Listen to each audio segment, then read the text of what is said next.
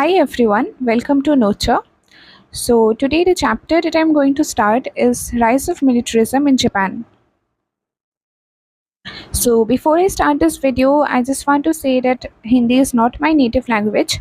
So I generally prefer to speak in English, but in case you don't understand, I would try my best to speak in Hindi. So please adjust to it. Okay, so here we have the brief summary that we don't need to read in particular. You can read if you want, but for now, for making the video short, I'm going to skip this part.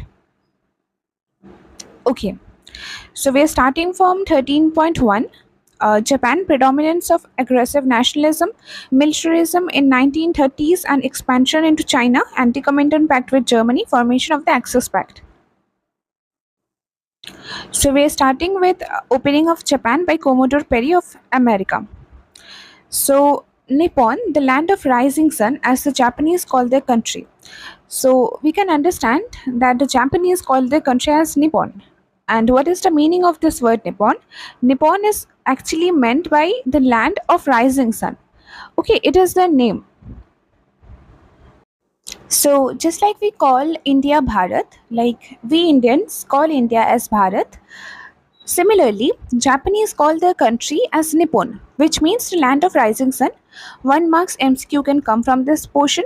So remember that it is the meaning of the word Nippon is the land of rising sun. Okay. So as the Japanese call their country, had a hermit life till the middle of 19th century. So see, you can, I think you can see it here that I have written there up to 1850s. So, up to 1815s, the Japanese actually led a very secluded life. Okay, hermit in the sense secluded. Secluded means they were very peaceful. Okay, they were very peaceful and they didn't indulge in any sort of war or invade affairs. Okay, they led their life very peacefully and secludedly. Like no one was really interested in knowing what Japanese were doing. They led their life in solitude, basically. Okay, up to 1850s. That is the 19th century.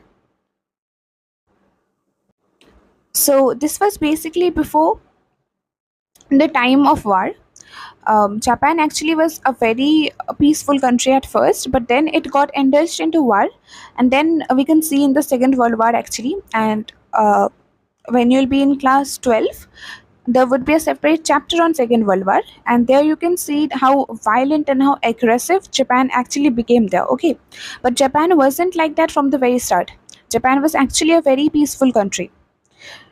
So now the Japanese rulers followed a policy of isolation for a long time. As I have said, that they actually were very isolated from the rest of Asia or from the rest of world.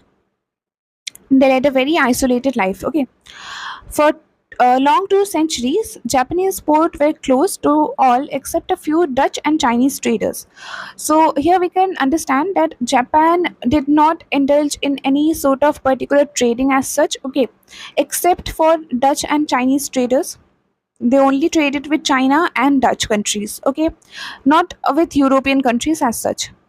So, in the second half of the 19th century, the United States of America wanted to open Japan so that American vessels can start trade with the mysterious island kingdom. So, it was America who actually actually wanted to start trade with Japan. Okay, Japan did not wanted to indulge in any sort of export import business with Europe, but it was America who actually wanted to start trading with Japan.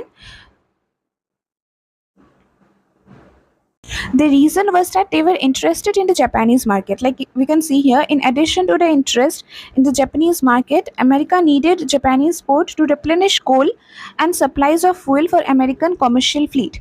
So the question would be here, why America needed Japan? So we can give two answers here. First one is that they wanted to start trade with Japan because they were interested in the Japanese market, and America needed Japanese ports to replenish coal and supplies of fuel for the American commercial fleet. Okay, so America needed the Japanese ports for their for the replenish of their coal. Okay, because they had coal and supplies of fuel, and they wanted to replenish that, and that is why they needed the Japanese port. I think it is clear. Two reasons would be enough for this question. And the question is why America needed Japan. Now, what generally happened is, like, when suppose America is doing trade with some other country, which is not Japan. Okay, now what happens is, during the way or during the trading, or when the during the navy thing or the merchant shipping, what might happen is they might lack fuel, or they might need to replenish their core and fuel supplies. Sometimes they it might be a possibility that when the export or import thing was happening, they were lacking coal and fuel supplies. तो उनको कमी पड़ गई थी fuel and coal supplies की, हो सकते थे ऐसा, मतलब consequences हो सकता था. So that is why they needed a Japanese port as a place, okay, as a place, so that they can replenish it from there. Okay, clear? If you have any doubt, you can question me in the comment section. Okay. On July 8, 1853, four American ships commanded by Commodore Matthew Perry anchored at Edo, Tokyo Bay. Okay, so who was Commodore Matthew Perry? Commodore Matthew Perry was actually a naval officer of America. Okay, who was at that time, he was in charge of the naval bases, and he was actually in the duty of shipping and trading. Okay, so on July 8, remember the date, it was 8 July 1853, four American ships commanded by Commodore Matthew Perry anchored at Edo or Tokyo Bay. So it was actually a bay, and they anchored their ships there. They came by ship, of course, and the name of the bay is Edo, which is now called Tokyo Bay. He brought a letter from the American president Millard Fillmore addressed to the Emperor of Japan. So actually, he bought a letter from the American president, as it is written here, and the name of the American president at that time, which is 8th July 1853, was Millard Fillmore. Okay, and he wrote that letter addressing to the Emperor of Japan, because we know that at that time there was no government there, because we know that at that time there was no government there. Okay, so Japan was ruled by the emperor there, like similarly in India we had kings now. So that is the same thing. So he bought a letter which was addressed to the Emperor of Japan, and it was given by whom? President Miller Fillmore. He waited upon his armed ships and refused to see any of lesser dignitaries sent by the Japanese. So of course he wanted to start trading with Japan. But and also, one more thing to be noted is that he did not wanted to see any lesser dignitaries. That means that he wanted his letter to be fulfilled, his demand to be fulfilled by the by the Japanese emperor. Okay, he did not wanted that. Suppose I give you an offer and you are rejecting it. He was not ready for the rejection, and he also wanted the full, what do I say, like full support of that, offer. He wanted them to follow the offer, basically. Okay, he insisted on dealing only with the highest emissaries of the Japanese emperor. Okay, so what is an emissary? Emissary basically means a representative. Suppose, for example, you have a question. Okay, you have a question in your class, and that is regarding the school or something regarding to, say, yes, something regarding to the school. You have a question.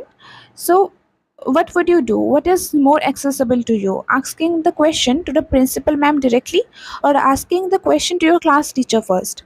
Of course, you are going to meet and ask the question to the class teacher first. Okay, and then if you don't reach a solution there, you would like to move your question or present your question to the principal ma'am, right? So emissary is basically a representative. Now what used to happen is, the traders or the governors or the commodores, like the commanders, they didn't really used to see or directly contact with the Japanese emperors. There were different emissaries for that. Emissaries were basically representatives. Okay, like the like suppose in this case the class teacher is a representative. Okay, so what they used to do is, they would contact the emissaries first, and they would try to reach a solution with the emissary. The emissary would then later pass the message or pass the offer to the emperor, and the emperor decisions would be the final one, but they would try to seek a conclusion with the emissaries first, and the emissary's decision is always dependent on the final verdict of the suppose emperor. Okay, the emperor gives the final decision, but it is the emissary who you are actually allowed to speak to. So he wanted to deal with the highest emissaries, the which means a representative who is in the highest rank. Okay, I think I'm clear. The Japanese government realized that their country was not in a position to defend itself against a powerful foreign power like America, and could not retain her isolation policy without risking a war. So it was almost like a threat, and America at that time was very powerful. It was economically powerful and militarily very powerful, much more powerful than Japanese at least. So they kind of saw it as a threat. Okay, like if you don't accept our policies, if you don't accept this trading offer, then things might go the wrong way, and they did not wanted that. I mean, the Japan did not wanted that. Okay, on March 31, 1854, after a long discussion, Perry signed a treaty with Japan. So this Commodore Matthew Perry, the commander of the American ships, British Navy commander, he signed a treaty with Japan because Japan could not risk it at that time. Even if Japan did not wanted to trade with America, he had no other options for that. Okay, he had to accept it under pressure. So what did the treaty provided for? These 4 points you need to remember. These 4 points you need to remember in detail. There might be a 4 marks question from this part. Okay, so the 4 points are: number one, peace and friendship between United States and Japan. So Japan wanted to have friendship with United States wanted to have friendship, or United States wanted to stay in good terms with Japan, since they wanted to continue trading there. So this is number 1 point: peace and friendship. Like there would be no war and there would be friendship among them. Peace and friendship between United States and Japan. Opening of two ports of American ships at Shimoda and Hakodate. Shimoda and Hakodate are basically ports, like they are the ports of Japanese ports basically, and they wanted the ports to be open to America, so that same purpose we have read there, so that the Americans could replenish coal and supplies of fuel from there. Okay, from these ports, Shimoda and Hakodate. Remember these names.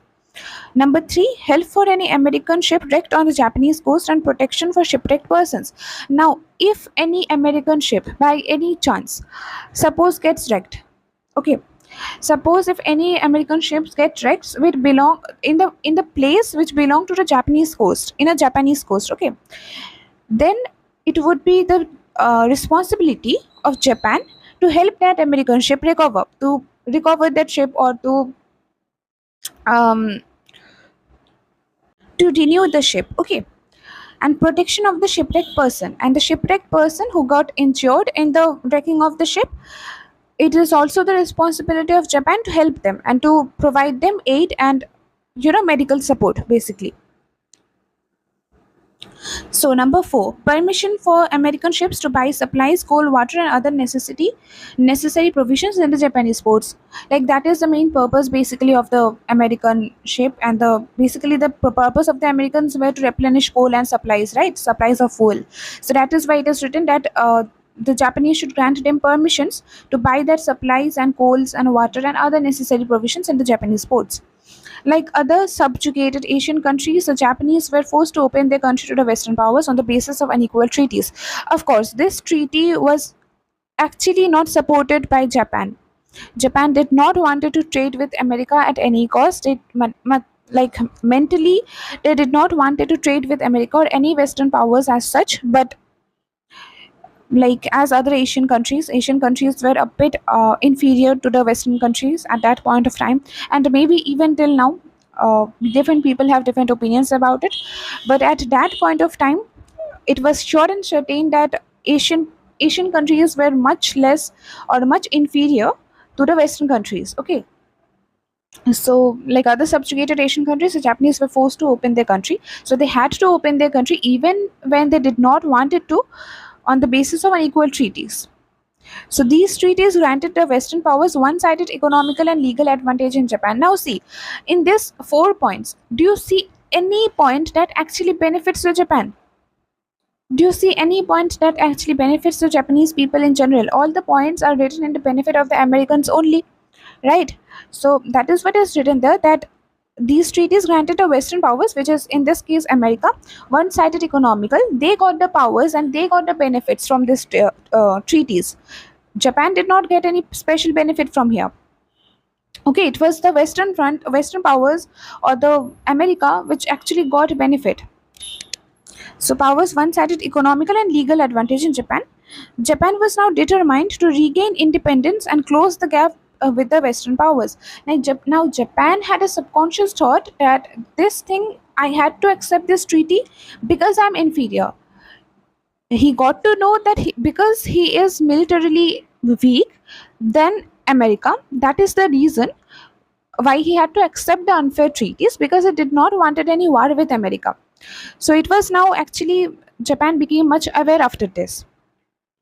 So he was determined to regain independence from that from America. Drastic reforms were now carried out practically in all areas. So there were reforms carried out all along the Japan. In every area of Japan, there were drastic reforms that were carried out. Industrialization started along with agrarian reforms. Now, what happened is Japan got to know its weaknesses. Japan now knew that we have to build our industries in order to be economically powerful. So what it did was that industrialization started along with the agrarian reforms. They did not rely on primary activities such as agriculture, farming, to gain economic balance or to gain economic independence. They started to build industries as well. Okay, and number two is democratic form of government was introduced. Democracy means basically the power to vote. Autocracy means when there is only one leadership, like North Korea. There is only one leader. You cannot go against the leader of North Korea. Okay, that is what autocracy basically means. And democracy means the power to vote. Like India, we select our leaders by the basis of vote, by the basis of referendum. So that is what democracy is. So Japan wanted democratic form of government, that is the king system, or the, as we have read here, that a Japanese emperor, you can see it here. So this system was starting to fade slowly. Okay, next. A new constitution was enforced in 1889. Like, simple, I think it's very basic reason that since the democratic form of government was introduced, a new constitution was meant to be changed. Okay, the constitution was meant to change. Gradually, Japan adopted Western methods and set up a strong centralized government. So, gradually, Japan started improving its government and democracy and economic, basically, economic prosperity and all. Okay, so you can see it here, the types of government in Japan. There are three types basically. Initially, it was monarchy. Like as I have read earlier, that the Japan was actually ruled by emperors, so it was called monarchy. Okay, as long as there were kings in India, we were a monarchy. We were actually in the monarchy system. India was actually in the monarchy system. Okay, as long as there were kings and rulers. So initially it was monarchy, and next came democratic. Like we can see here that they gradually adopted democratic form of government, and then last military took central of the government. We'll see that in the next few pages. Okay, rejuvenated means energized. Mark it in your book. Rejuvenated and modernized Japan adopted a vigorous foreign policy to take her place among the progressive nations of the world in future. Now Japan was very determined that he would become another foreign policy, a powerful foreign policy in the world, which actually happens as well. We can see that in the future. Okay, in 1918, Japan became a strong power in the Far East. Far East, that means in respect with Asia. If you notice the map of Asia, you will notice that Japan has its position in the Far East. Okay, she had now a powerful navy, so Japan quickly built a powerful navy. During the First World War, Japan provided the Allies with shipping and other goods. Now, the Allied powers, what were the Allied powers? Britain, France, etc. Okay, they were the Allied powers, and the Axis power was Germany. So, what Japan did was Japan provided the Allies with shipping and other goods. So, there was a lot of export from Japan's side during the First World War. During the First World War, there was a boom of Japanese trade. As it is, we all know that if export of a country rises, economy will rise simultaneously. Now, suppose if India exports a lot of goods in the Western countries, slowly and surely our economy will also improve. Okay, this is the basics of economics. And during the First World War, there was a boom of Japanese trade. So that is why the Japanese trade had a very simultaneous growth, had a good growth because of providing or export of shipping and other goods. Her export of cotton cloth became almost trebled. Trebled means it increased 3 times, while her merchant fleet doubled in tonnage. And her merchant fleet doubled in, like, tonnage means the export increased. Okay. In 1925, all adult males were given the voting right. So in democracy, as I have explained earlier, we are given the right to vote and choose our leaders. So in 1925, adult males were given that right, not women.